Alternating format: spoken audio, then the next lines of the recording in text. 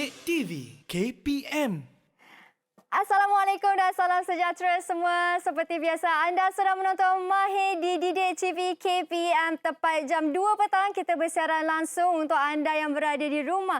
Tapi semua sudah maklum, hari ini merupakan Hari Keputeraan Rasmi ke bawah Duli Yang Maha Mulia Seri Paduka Baginda Yang di-Pertuan Agong Al-Sultan Abdullah Riayatuddin Al-Mustafa Bilal Shah Ibni Almarhum Sultan Haji Ahmad Shah Al-Mustain Bilal. Saya Patik mewakili kru produksi Mahir merafak sembah dan setinggi-tinggi ucapan tahniah daulat tuanku. Baik, untuk hari ini subjek yang akan kita pelajari sangat menarik kerana hari ini kita nak belajar biologi. Belajar biologi ni selalu pasal tubuh badan manusia kan? Tapi hari ini atas meja ni ada roti, ada kacang, ada buah. Buah ni Mira suka. Ada buah apple, ada buah pisang. Agak-agak penonton dekat rumah antara dua buah ni, buah yang mana mempunyai tenaga ataupun kalori yang tinggi? Kalau Mira rasa buah apple. Kalau anda rasa buah yang mana satu? Kalau nak tahu buah yang mana, apa kata kalau kita berkenalan terlebih dahulu dengan guru kita? Ayo kita saksikan profil beliau.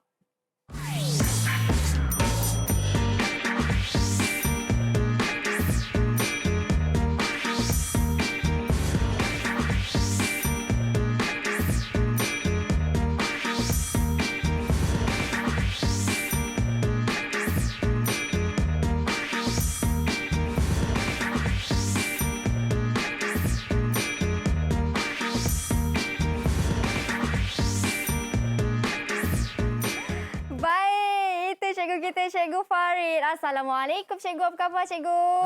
Khabar baik, Mira. Selamat datang ke kelas Mahir, Cikgu. Terima kasih.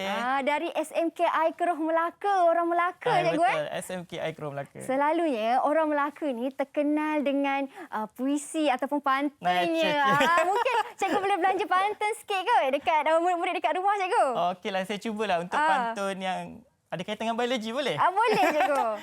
Okey, larutan hipertonik, isotonik dan hipotonik. Berbeza kepekatan, ciri tersendiri. Wah. Didik TV KPM. Rancangan yang unik. Memberi pengetahuan sumber inspirasi. Wah. Jadi, Cikgu. Spontan. Okey, Cikgu. Terbaik. Okey, Cikgu Farid, mungkin Cikgu boleh perkenalkan sedikit mengenai latar belakang diri Cikgu kepada mereka yang berada di rumah. Cikgu, silakan. Saya Cikgu Muhammad Farid dari SMKI Keroh Melaka. Saya telah mengajar biologi, pengalaman lebih kurang 10 tahun lah dalam bidang biologi ini. Wow, 10 tahun Cikgu. 1 dekad Cikgu mengajar. Tak adalah lama sangat pun. Lama Cikgu. Okey, Cikgu. Sebelum kita mulakan kelas Mahir kita pada petang ini, saya persilakan Cikgu untuk sanitasi tangan terlebih dahulu, Cikgu. Sebab kita kena membudayakan norma baharu di mana saja kita berada. Baik, saya pula. Okey, Cikgu Farid, hari ini kita nak belajar biologi. Tapi selalunya biologi ni kan pasal tubuh badan manusia kan. Tapi kenapa hari ini Cikgu bawa roti, ada buah ni. Apa yang Cikgu nak fokuskan dalam kelas kita pasal tenaga dalam sampel makanan ni, Cikgu? Itulah Mira tadi, biologi ni dia sangat meluas. Dia bukan saja dalam bidang tubuh badan manusia, malah dia mencakupi pelbagai bidang. Jadi tadi saya tengok Mira tadi tengah pilih buah apple ke buah pisang tu, kenapa? Nak tahu apa tu? Saya nak tahu yang mana ada tenaga kalori paling tinggi, Cikgu. Oh, yang mana mempunyai nilai kalori yang paling tinggilah. Okey, untuk pengetahuan semua, saya ada siapkan satu kad lah untuk pengetahuan Mira lah. Okey, di mana kad ini menunjukkan bahawa perbezaan antara nilai kalori bagi sebiji apple bersaiz sederhana. Secara purata dia mempunyai 72 kalori. Manakala bagi pisang yang bersaiz sederhana, secara purata dia mempunyai 105 kalori. Namun begitu kalau kita terjemahkan dalam bentuk 100 gram apple, 52 kalori bagi setiap 100 gram apple dan 89 kalori bagi setiap 100 gram pisang. Jadi Mira, buah mana yang Mira akan pilih? Buah pisang lah, Cikgu. Ada kalori lagi tinggi. Betul. Buah pisang ni biasa diambil oleh para atlet. Kenapa, Mira? Saya rasa mungkin sebab untuk bagi tenaga. Boleh, cikgu? Betul. Okey. Buah pisang ni dia mempunyai karbohidrat yang banyak, potasium. Jadi mineral-mineral yang terdapat dalam buah pisang ni digunakan untuk melancarkan peredaran darah dan mengelakkan atlet tersebut dari mengalami kekejangan. Oh, macam tu. Okey, Mira, satu lagi.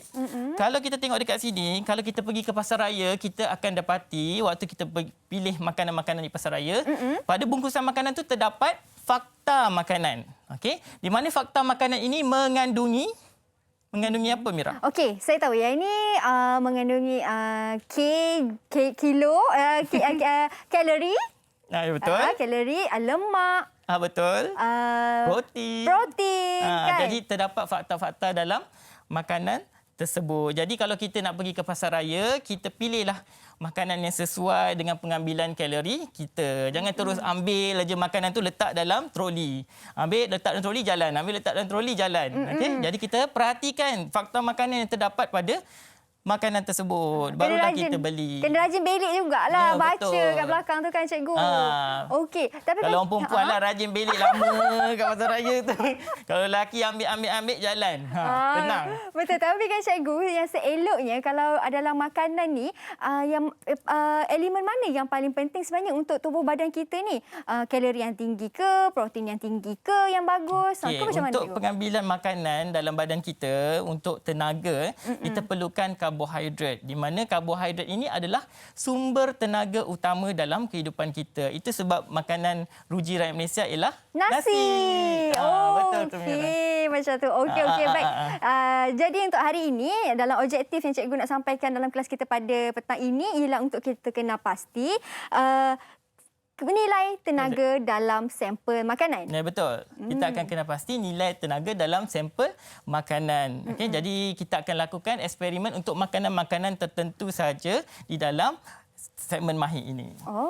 Okey. Itulah, ada kacang gajus, ada roti, ada pisang, apple semua ni kan? Pisang, apple. Kerana buah-buahan ini mempunyai nilai kalori yang berbeza. Jadi setiap makanan mempunyai nilai kalori yang berbeza-beza. Okey, baik-baik, faham. Dan tadi saya dah pilih buah apple. Bukanlah salah. Tepat juga, bolehlah kan. Cuma yang lebih tingginya ialah pisang. Ya, okey. And mungkin kita boleh jadikan pisang pun sebagai breakfast kita kan, cikgu kan? Boleh, tak salah pun sebab dia mengandungi serat. Bagus untuk mengelakkan diri kita daripada mengalami sembelit. Ya, betul-betul. Okey, kalau macam tu, kita bertibat seketika, cikgu. Boleh. Sebab lepas ni macam cikgu kata, kita nak buat satu eksperimen. Kita nak kena pasti pula roti ke kacang yang lagi banyak. Saya rasa saya pilih roti lah. Nak tahu, kita bertibat seketika. Kembali selepas ini.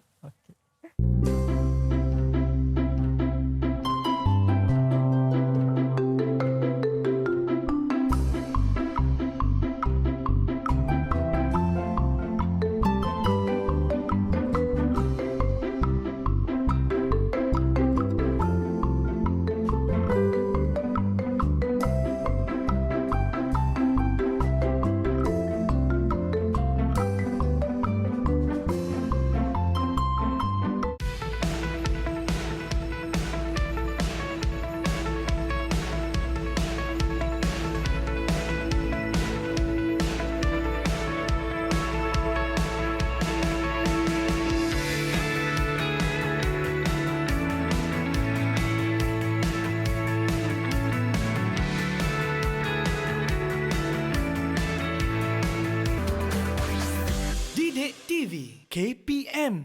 Didik TV KPM. Baik, kembali kita di Mahir di Didik TV KPM. Masih lagi bersama dengan Mira, Cikgu Farid untuk kita faham dengan lebih jelas lagi iaitu nilai tenaga dalam sampel makanan. Tapi sebelum tu kan, Cikgu, apa yang dimasukkan dengan nilai tenaga tu, Cikgu? Okey, so hari ini para pelajar sekalian, kita akan memahirkan diri, meningkatkan kemahiran saintifik dengan mengkaji nilai tenaga dalam sampel makanan. Jadi ini terletak dalam bab 9 aktiviti 9.4 tingkatan 4. Okey, jadi Mira, untuk nilai tenaga tu sebelum kita pergi pada eksperimen, kita kena tahu apa itu nilai tenaga. Okey, jadi para pelajar yang dikasihi sekalian, nilai tenaga. Okey, apa itu nilai tenaga? So nilai tenaga ialah jumlah tenaga yang dibebaskan apabila 1 gram makanan dioksidakan dengan lengkap. Okey, itu maksud nilai Tenaga. Okey, faham Mira? Okey, faham. Okey, Cikgu. maknanya 1 gram makanan dioksidakan dengan Lengkap. Okey. Sekarang ini kita tengok yang kedua. Bagaimana nilai tenaga ini diukur? Okey, pengukuran nilai tenaga ini diukur dalam bentuk tenaga haba. Okey. Jadi unit bagi pengukuran tenaga haba ini adalah kilojoule per gram. Okey. KJ per G. Okey. Itu adalah unit bagi pengukuran nilai tenaga haba. Okey. Seterusnya Mira, yang ini yang tadi kita asyik sebut kalori kan. Okey, jadi yang ini unit lain bagi tenaga haba ialah kalori. Jadi kalau sebut kalori itu dia ada kaitan dengan tenaga haba yang dibebaskan oleh makanan. Okey. Seterusnya. Okey, apakah maksud kalori? Okey. 1 kalori atau 4.2 joule. Jadi dekat sini kita kata 1 kalori bersamaan dengan 4.2 joule. Okey. 1 kalori atau 4.2 joule ialah kuantiti tenaga haba yang diperlukan untuk menaikkan suhu 1 gram air sebanyak 1 darjah Celsius pada tekanan 1 atmosfera. Nampak macam panjang kan benda ni? Macam susah nak ingat apa semua. Tapi sebenarnya mudah aja. Okey, kita tengok dekat sini. Tenaga haba lah. Okey, tenaga haba yang diperlukan untuk naikkan suhu 1 gram air sebanyak 1 darjah Celsius pada tekanan 1 atmosfera. Jadi bendanya mudah saja. 1. Okey. Itulah maksudnya 1 kalori. Okey, secara ringkasnya pula 1 kalori bersamaan dengan 4.2 joule. Okey. Ataupun 1 kilojoule bersamaan dengan 1000 joule. Ini memanglah kilo kan. Kalau para pelajar belajar matematik pun dia tahu kilo dan sebagainya, dia tahulah 1000 joule. Okey, itulah yang dimaksudkan dengan kalori dan juga nilai tenaga. Okey, sekarang ni kan Mira, kalau kita tengok makanan-makanan tu, adakah alat yang digunakan untuk mengukur nilai kalori makanan tersebut? Kalau nak ukur nilai kalori kan, kan cikgu dekat belakang pack tu kan, macam mana diorang boleh ukur nilai kalori tu? Okey, di makmal-makmal kita ada kalorimeter bomb. Okey, ini adalah gambar rajah kalorimeter bomb. Okey, kalorimeter bomb ni lebih kurang sama je, cuma diterjemahkan dalam radas dan bahan di makmal sekolah. Okey, dia ada air, sama juga dia ada sampel makanan yang dibakar dengan lengkap dengan kehadiran oksigen. Kemudian dia ada kipas ataupun kita ada pengacau air. Okey, pengacau air tu supaya apa? Supaya apa? Kejap lagi kita tengok. Saya macam tahu je sebab apa. Okey. Kacau-kacau je kan. Okey. Kemudian dia ada apa? Gegelung. So gegelung tu akan pindahkan tenaga haba daripada makanan tadi kepada air. Jadi termometer dapat kesan lah.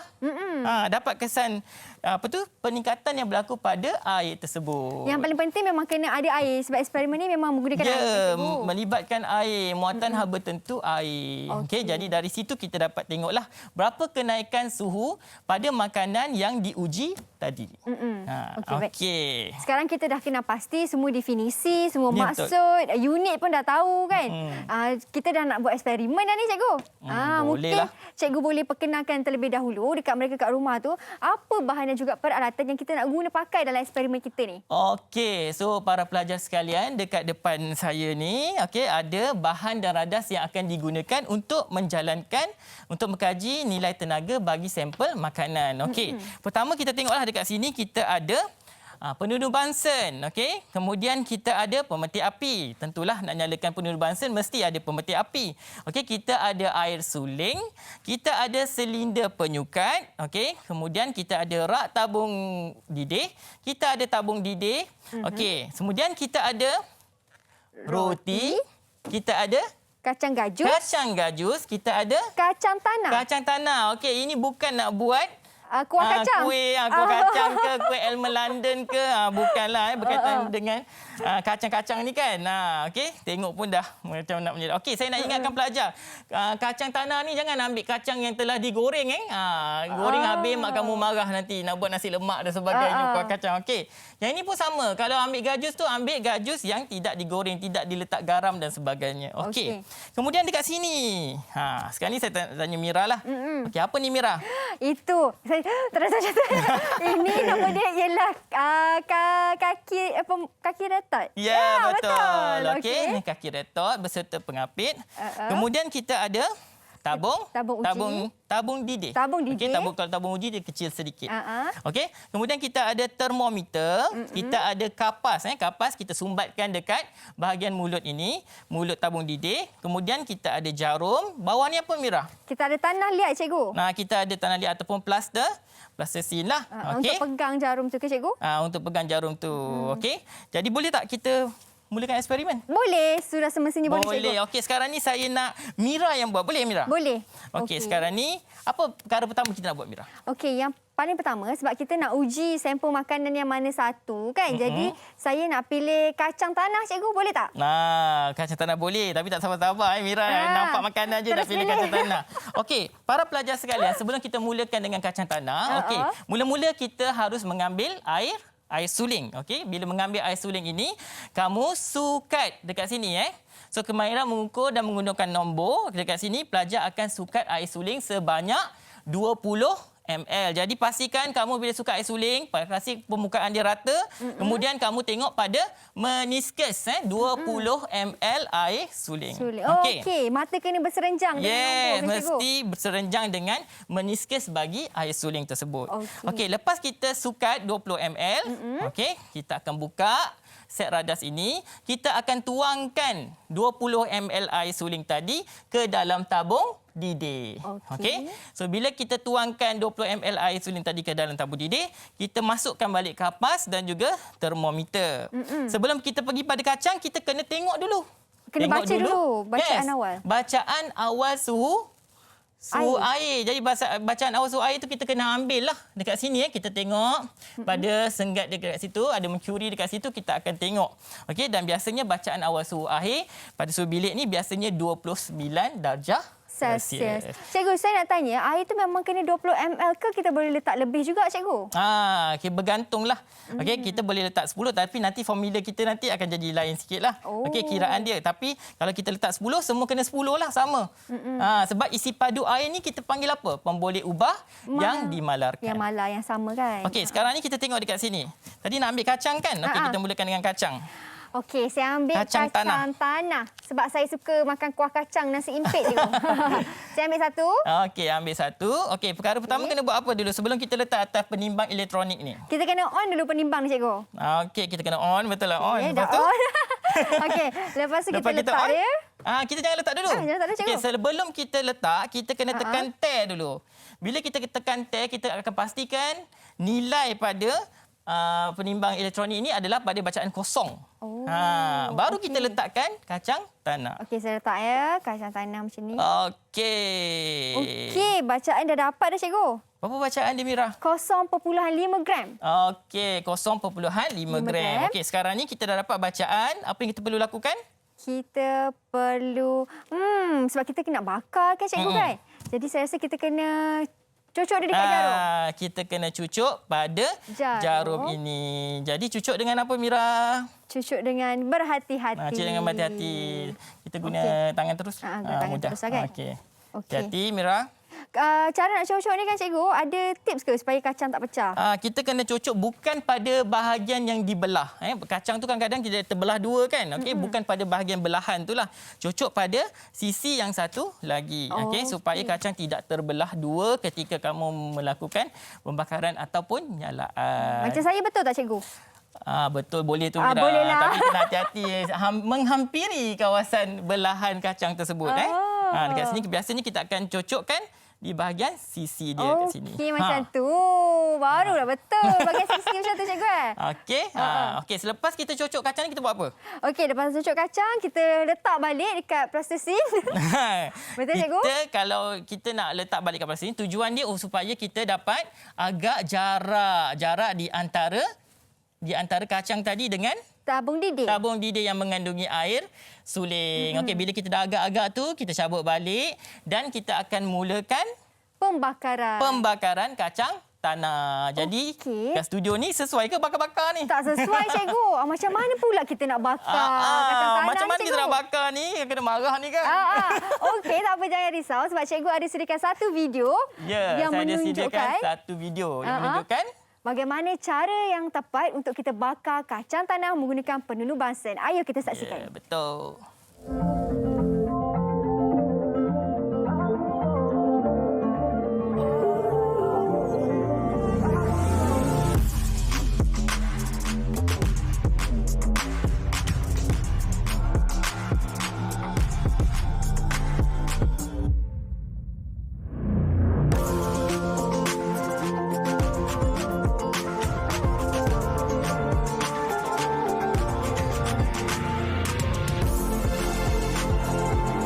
Baik, macam tu cara bakarnya kan cikgu. Mudah je kan? Mudah, tapi kan cikgu, kenapa kacang tu dekat betul dengan tabung didih tu cikgu dibakar? Okey.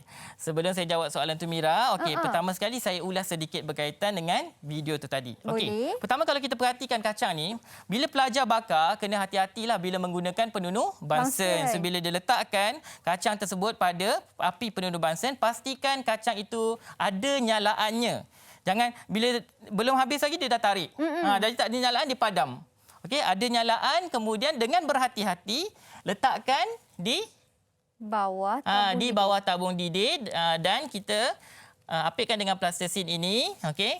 Pastikan dia berhampiran dengan tabung didih. Okey, kenapa Mira? Supaya tadi saya tanya cikgu soalan tu, cikgu tanya saya balik. Kenapa? Saya tahu. Saya cuba jawab. Saya tanya balik. Sebab supaya air tu mudah ada terdapat pembakaran di situlah cikgu. Okey tepat tu Mira. Okey. Dekat sini kalau kita lakukan pembakaran, okey pastikan api tadi, haba tadi digunakan untuk memanaskan apa? Para pelajar sekalian. Tak dengar Okey, memanaskan air di dalam tabung didih. Okey, sebelum tu Mira, bila kita dah letak kacang tu tadi, kita akan menggunakan ini. Ini bukannya nak main-main dalam makmal main usik-usik kawan dan sebagainya. Jadi, ini kita gunakan untuk apa Mira? Ini saya tahu cikgu. Ini digunakan supaya haba tu tak terbebas di sekeliling. Betul tak cikgu? Jadi, kita akan tutup di sekeliling kawasan eksperimen ini. So kita akan tutup macam ni. Okey, ini kalau kamera boleh nampak dekat sini, para pelajar boleh tengok. Okey, kita akan tutup dekat sini. Okey, bila kita tutup, kita akan buat satu andaian iaitu haba yang dibebaskan oleh kacang tanah tadi akan digunakan sepenuhnya untuk memanaskan air di dalam tabung didih. So itu adalah andaian yang kita buat sewaktu kita menjalankan amali ini. Okey. Jadi dekat sini kita akan dapat mengurangkan haba yang terbebas ke persekitaran. Dan juga mungkin ada ralat seperti gangguan angin ke cikgu? Kita nak elakkan gangguan angin, kawan jalan depan belakang dekat makmal tu kan. Okey. Betul. Jadi nyalaan ni lebih selamat. Okey, kemudian keputusan yang kita akan dapat adalah keputusan yang lebih tepat. Okey. Tapi masa pembakaran ni api kena menyala lah kan cikgu dekat kacang tu? Api kena menyala. Okey, selepas api menyala, kita perhatikan apa dekat sini? Kita kena perhatikan suhu pada termometer. Okey, suhu pada termometer. Okey, para pelajar sekalian, setelah api tu habis nyalaannya, jadi kamu akan ambil termometer ini tadi, okey, kamu buka dia punya pengapit ni tadi, kamu kacau sedikit. Okey, kamu kacau perlahan-lahan sedikit sebelum kamu mengambil suhu tertinggi. Ingat, suhu yang kita ambil adalah suhu yang tertinggi daripada nyalaan kacang tanah tadi. Okey. Jadi bila kita dah ambil tu, kita kena kacau sedikit. Dapat Dapat cikgu. Okey, cikgu, bila kita buat eksperimen ni kan, mesti ada langkah berjaga-jaga kan cikgu untuk eksperimen ni. Betul. Ada langkah berjaga-jaganya. Okey, berdasarkan video tadi dan juga penerangan saya tadi Mira. Apa langkah berjaga-jaga yang awak dapat perhatikan? Saya dapat perhatikan pelajar dan juga kita, bila kita lakukan eksperimen ni, kita kena pakai sarung tangan supaya tidak tercedera. Betul tak cikgu? Awak ni memang kelakar ni. Alamak, betul tak cikgu? Betul. Ini memanglah pakaian untuk melakukan amali. Okey, yang dekat sini apa kita boleh nampak Mira? Okey, yang dekat sini kita nampak ada perubahan suhu pada termometer. Kacang pun dah terbakar. Okey, jadi langkah berjaga-jaga dia Mira. Okey. Pertama tadi Mira dah sebut dah awal tadi. Kita kena pastikan bahawa sampel makanan kita ini berada berhampiran dengan tabung didih. Tabung didih supaya haba tadi digunakan untuk memanaskan air suling di dalam tabung didih. Okey, itu langkah berjaga-jaga yang pertama. Baik. Yang kita ada 3 lagi langkah berjaga-jaga. Okey. Jadi Mira, yang kedua lah, okey, yang tadi saya dah sebut dah tadi. Okey, pastikan jarak antara makanan dan tabung didih tidak terlalu jauh. Yang inilah tadi pastikan dia tidak terlalu jauh. Okey, kemudian air di dalam tabung didih dikacau supaya haba tersebar dengan sekata. Jadi termometer ni dia kena kacau air dulu sebelum kita ambil suhu yang tertinggi tadi. Okey, supaya haba tersebar dengan sekata dalam air suling. Air suling. Okey. Langkah berjaga-jaga yang ketiga. Baik. Okey, yang ketiga. Yang ketiga, alamak cikgu baru saya tengok. Okey. yang ketiga saya tahu. Termometer kena nampaklah tu. Termometer kenapa cikgu? Okey, termometer tidak boleh menyentuh dasar tabung didih. Tengok ni, dia terapung sedikit kan, dia berada di tengah. Berbuli termometer berada di tengah-tengah. Okey, supaya kita dapat mengambil suhu air secara sekata lah, berada di tengah. Okey, dan yang terakhir Mira boleh bacalah, saya bagi yang terakhir, teruslah jawapan dia. penghadang digunakan untuk kurangkan kehilangan haba di persekitaran. Penghadang ini lah cikgu. Dan yang terakhir kita gunakan penghadang ini untuk mengurangkan haba ke persekitaran. Okey, kena hati-hatilah sebab ni kepingan ni kan, kena hati-hati. Okey, dapat Okey, dapat Senang cikgu. tak Mira eksperimen ni? Senang cikgu, menarik cikgu eksperimen ni. Tapi tadi kita dah baca suhu awal termometer kita pada 29 darjah Celsius cikgu. 29. Lepas dah berlaku. Nanti kita akan ambil suhu akhir. Okey, suhu air pada termometer tadilah. Okey, bila kita dah ambil suhu awal, suhu akhir, kita dah ambil isi padu air, maka kita rekodkan dalam jadual. Okey. Jadi bila kita rekodkan dalam jadual mestilah jujur. Jangan lupa benda tu penting. Kena jujur tak boleh sama dengan kawan. Tak boleh tengok orang sebelah buat, dia buat tak jadi apa semua. Dia tengok kawan suruh lain, dia pun tukar jawapan tu. Okey, boleh. Kalau macam tu, saya pun nak tahu juga apa bacaan akhir untuk saya punya kacang tanah ni. Jadi kita berhenti berehat seketika. Jangan ke mana-mana, kita kembali selepas ini.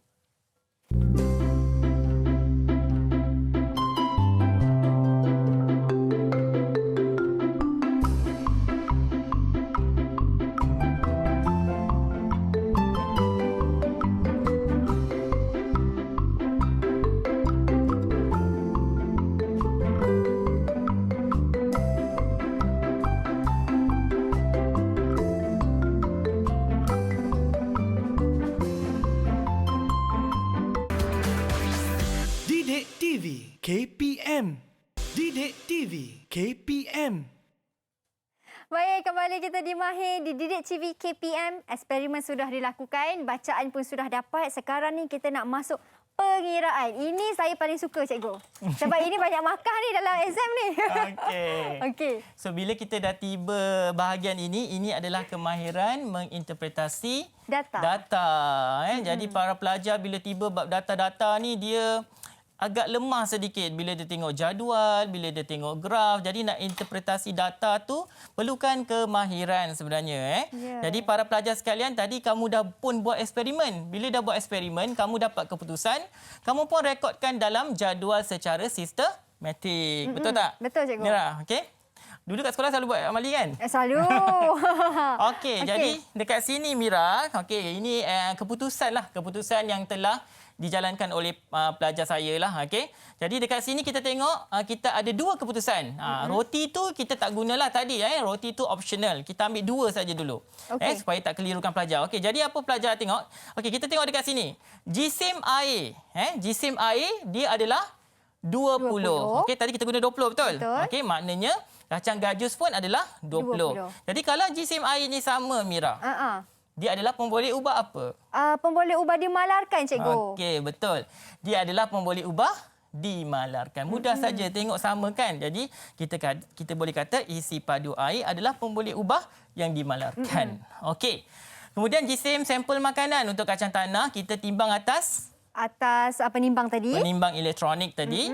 Okey, bila kita dah timbang, kita dapat 0.5 seperti yang Mira sebut tadi. Betul. Okey, untuk kacang gajus Mira tak buat, student saya yang buat, pelajar saya buat. Jadi kita dapat 1.6 gram. Okey. Kemudian kita tengok suhu awal air, bukan air Suhu awal air kita berapa? 29 darjah Celsius. Okey. Suhu tertinggi air selepas pembakaran, kalau kacang tanah tadi, kita dapat apa?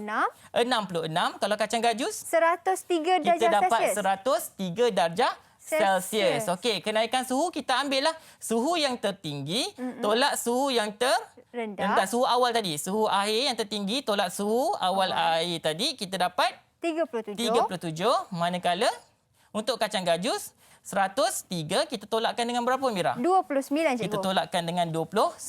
So kita akan dapat 74. 74. Sekarang ni kita nak kira nilai tenaga. Nilai tenaga makanan. Okey, macam mana kita nak kira nilai tenaga makanan? Okey, kita tengok formula dekat sebelah ni. Okey. Formula dekat sebelah ni dah tunjuk dah nilai tenaga makanan. Okey. Secara ringkasnya saya besarkan sedikit. Okey, nilai tenaga makanan sama dengan, tolong bacakan, Mira. Sama dengan 4.2. Okey, 4.2 joule. Okey. Unit Joule per gram per darjah Celsius. Okey, darab jisim air. Darab jisim air. Darab peningkatan suhu. Okey, darab peningkatan Suhu. Okey. Okey, bahagi dengan jisim sampel makanan. Okey, bahagikan dengan jisim sampel makanan. Dan darabkan dengan 1,000. Okey, darabkan dengan 1,000. Okey, kita ambil contoh, kita ambil satulah. Kacang tanah, cikgu. Kacang tanah dulu kita kira dulu. Okey, so 4.2. Kita kalikan dengan jisim air berapa, Mira? 0.5 gram. Jisim air, Mira. Jisim air cikgu. 20 gram. Jisim air kita 20 kalikan dengan peningkatan suhu kita berapa, Mira? Peningkatan suhu kita ialah 37. Ya, peningkatan suhu kita adalah 37. Kita bahagikan dengan, okey, jisim sampel makanan kita berapa? 0.5. Okey, 0.5 darabkan dengan 1,000. 1,000. Okey. So kita akan dapat berapa, Mira? Oh. Kita akan dapat berapa? Ini kena guna apa? Kalkulator. Kalkulator saintifik. Sekarang ni pelajar mudah kan? Dah ada kalkulator saintifik. 2 tambah 2 pun dia nak guna kalkulator saintifik. 5 tolak 1 pun nak guna kalkulator saintifik. Okey. Untuk langkah keselamatan, cikgu. Takut silap. Itu terlebih. Selamat dah tu. Okey. Jadi 4.2 kali 20 kali 37 bagi 0.5 kalikan dengan 1,000. So, kalau kita congak-congak, kalkulator otak saya ni, kita akan dapat 6.2. Kita ada perpuluhan lah belakang tu, tapi kita benarkan. So, 6.2 kita ambil dia punya unit. Para pelajar jangan lupa dekat sini. Kilojoule per gram. Oh, cara sebut dia ialah kilojoule per gram. Okey, kilojoule per gram. Okey. Ini untuk apa tadi? Kacang apa? Kacang gajus. Kacang apa? tanah. Kacang banyak tanah. main. Cikgu saya saja je, cikgu. Ni banyak berangan ni nak mengusik cikgu ke apa ni. Okey. Kemudian kita kira yang kedua pula. Okey, yang kedua. Kacang gajus. Kacang apa? Okey, kacang gajus. Jangan sebut roti pula tadi. Kacang gajus.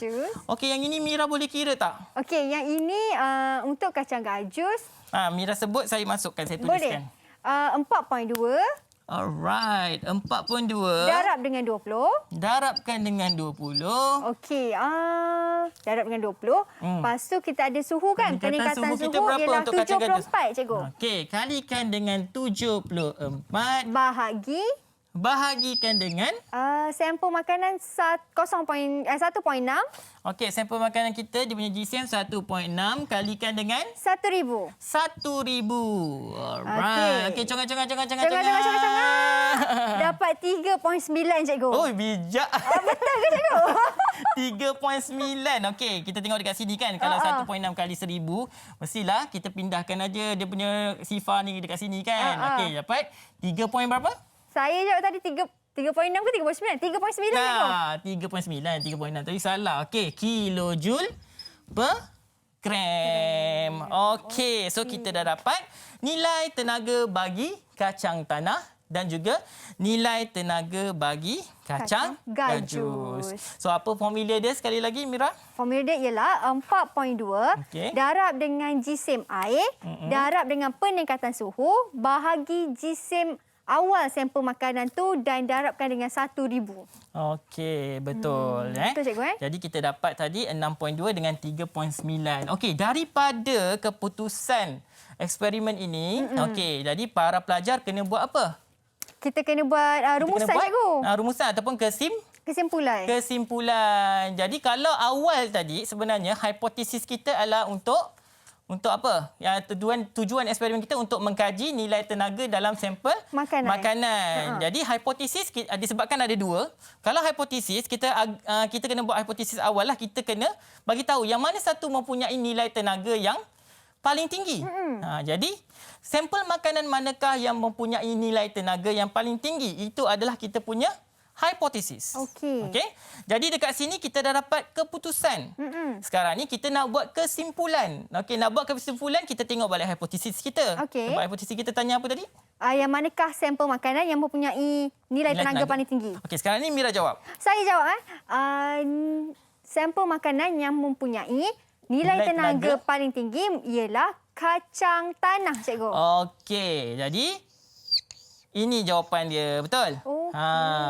Jadi dia punya kesimpulan adalah nilai tenaga bagi kacang tanah lebih tinggi berbanding kacang gajus. So kalau pelajar tu ada guna 3 sampel, dia katalah berbanding kacang gajus dan juga roti putih. Contohlah kalau kita guna 3 sampel. Okey, jadi kalau kita nak nyatakan kesimpulan, Mira, pertama sekali kita nyatakanlah nilai, okey. Nilai tenaga bagi kacang tanah ialah 6.2 kJ per gram. Manakala nilai tenaga bagi kacang gajus ialah 3.9 kJ per gram. Okey. Lepas tu baru kita buat kesimpulan tadi. Kita cakap apa? Nilai tenaga bagi kacang tanah lebih tinggi berbanding kacang gajus. Jadi hipotesis kita diterima ataupun tidak, Mira? Diterima, cikgu. Betul. Jadi bila kita dah dapat nilai tenaga, kita boleh buat hipotesis, kita boleh buat kesimpulan yang menyatakan bahawa hipotesis kita tadi diterima. Cikgu, bila kita tengok dekat sini kan, cikgu, kacang tanah mempunyai nilai tenaga yang tinggi. Tapi kalau kita tengok dekat sini 0.5, maksudnya dia punya jisim sampel makanan dia rendah je berbanding dengan kacang gajus. Jisim sampel makanan dia rendah saja. Tapi kandungan yang terdapat dalam kacang tanah tadi menyebabkan haba yang terbebas daripada kacang tanah tadi lebih tinggi berbanding dengan kacang gajus. Walaupun kita tengok jisim besar, tapi rupanya perbebasan haba dia adalah sedikit saja, tak banyak pun. Jadi don't judge book by its cover. Sebab kita nampak kacang gajus tu besar kan. Besar. Wah, ini mesti banyak kaset kan. Rupanya yang kecil tu yang lebih banyak kecil-kecil tenaga. cili padi orang cakap. Okey, cikgu, saya tanya juga pada cikgu, kalau kita buat bahan lain, sampel makanan lain seperti roti yang cikgu bawakan tadi tu kan. Boleh ambil roti tadi. Boleh, cikgu. Ambil satu keping je lah. Cikgu, kalau roti pula kan, mungkin cikgu ada buat eksperimen selain daripada 2 kacang ni kan, roti dekat sekolah ke kan. Mana yang lebih tinggi, cikgu?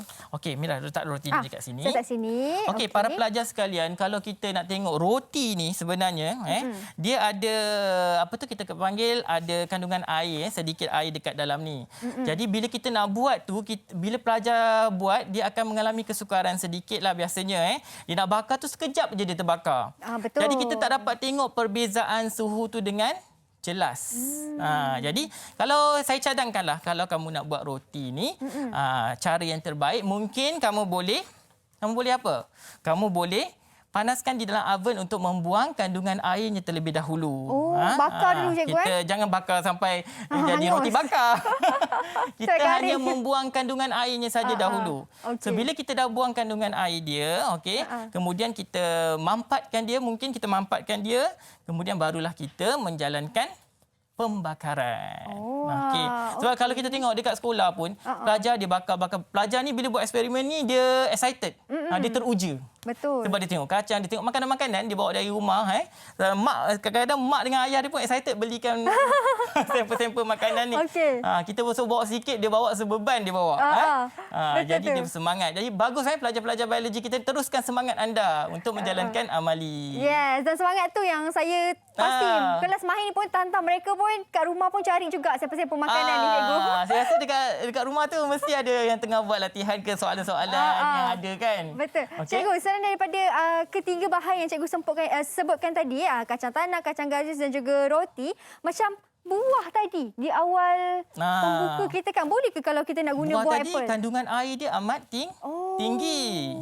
Jadi tu sebab pada awal ni tadi saya dah bagi tahu ada satu alat yang mengukur nilai tenaga makanan, iaitu namanya kalorimeter bomb. Okey. Kalorimeter bomb. Baik. Okay. Dan so kalau kita nak cari sampel makanan yang sesuai, macam kacang lah, kalau kita bakar pun tak ada masalah. Yang mudah-mudah je. Goreng, Dekat kan? mak-mak sekolah kita buat yang mudah-mudah je supaya pelajar dapat tahu nilai tenaga yang mana paling tinggi. Kemudian pelajar dapat buat dengan baik. Dan bahan-bahan tu murah dan mudah didapati sebenarnya. Okey. Kan nak cari apple Fuji lah apalah semua tu kan susah pula mahal, susah sikit. Tak apa. Saya nak pergi kedai juga ni cikgu. Saya nak cari kacang juga, tapi saya tak nak kacang tanah, kacang gajus. Saya nak cari kacang hijau. Jadi kita berhenti berat seketika. Kita kembali selepas ini. Okey.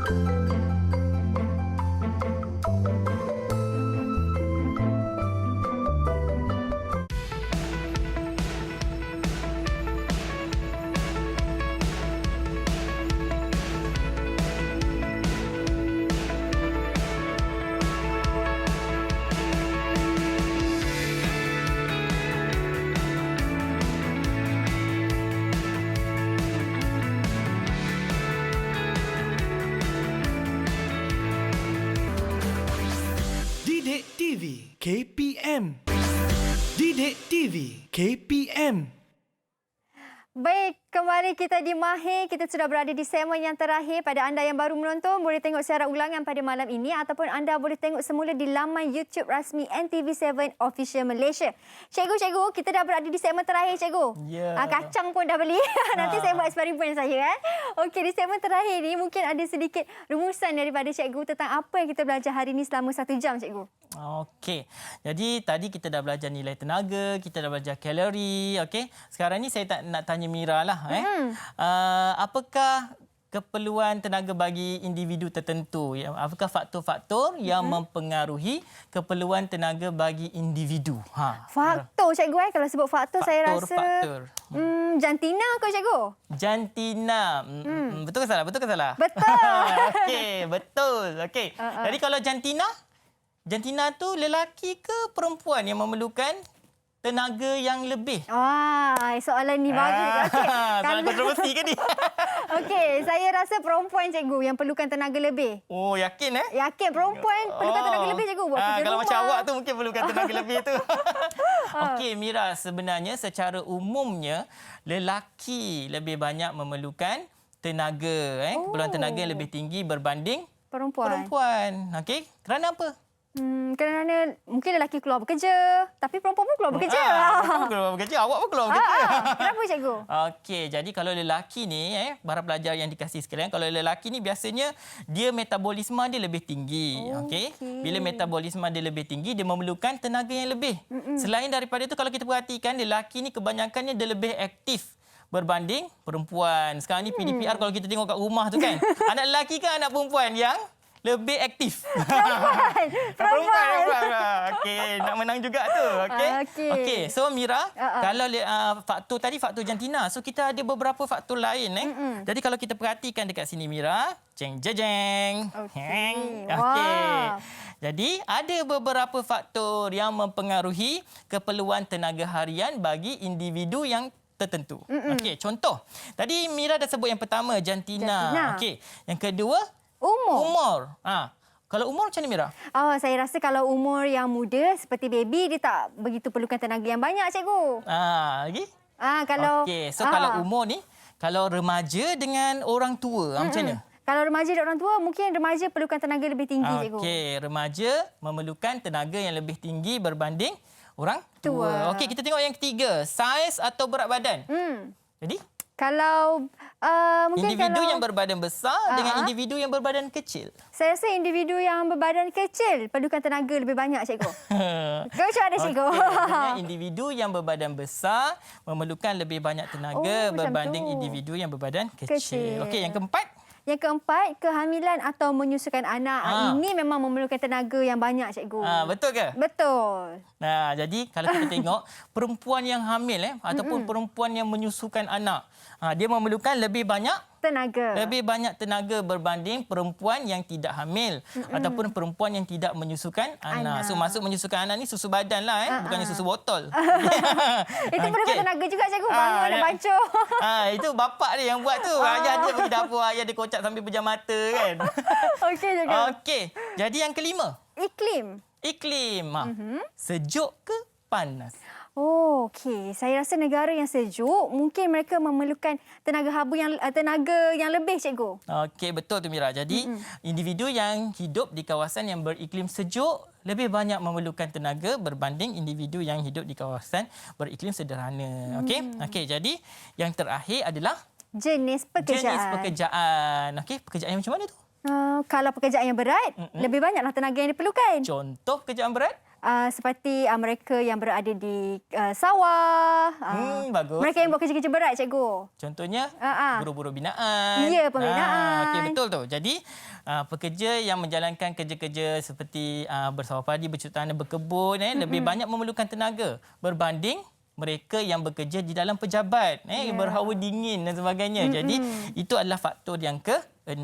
Okey. Jadi dekat sini Mira, saya ada buat secara ringkas lah. Dekat sini kalau kita tengok, keperluan tenaga secara individu ini. Okey, kalau bayi baru lahir dia perlukan purata lebih kurang 2,000. 2,000 kilojoule tenaga. Okey, kalau kanak-kanak 5 hingga 7 tahun biasanya 7,500. So dia dah meningkat. Okey, sekarang ni remaja lelaki dengan remaja perempuan. So kita perhatikan umur 12 hingga 15 tahun. Jadi kalau remaja lelaki dia perlukan lebih banyaklah 12,500. Betul. Berbanding remaja perempuan 9,500. Okey. So pekerja pula. Kalau pekerja di pejabat dengan pekerja buruh. Tapi lelaki lah ni sama faktor jantina. Jadi pekerja buruh lah memerlukan lebih banyak tenaga. Dan yang terakhir tadi, wanita mengandung dan wanita yang menyusukan anak. So ni pengorbanan seorang ibu lah. Dia mengandung dan menyusukan anak dia dengan penuh kasih sayang. Jadi ibu tu perlukan lebih banyak tenaga. So kalau ibu yang mengandung 15,000, manakala wanita yang menyusukan anak adalah 11,500 kilojoule. Okey, selesai kita punya topik hari ini, cikgu. Pejam celik. Dah sampai hujung. Betul tu. Dah sangat menarik hari ini. Saya faham banyak perkara dan saya yakin mereka di rumah pun pastinya faham banyak juga, cikgu. Alhamdulillah. Tentang apa perkongsian cikgu sampaikan pada 1 jam hari ini. Terima kasih banyak-banyak, cikgu Farid. Okey, terima kasih Mira. Terima kasih juga kepada anda yang menonton. Tapi jangan ke mana-mana kerana selepas ini Mahir ada lagi satu subjek kita nak belajar, cikgu. Oh, ada lagi? Ada lagi. Kalau yang ini kita saintifik. Lepas ni kita nak belajar menyanyi pula, cikgu. Wah, menyanyi. Nak join boleh, nak join. Boleh. Jadi anda di rumah jangan ke mana-mana. Kita kembali selepas ini hanya di Mahir Didik TV KPM. Bye. Assalamualaikum.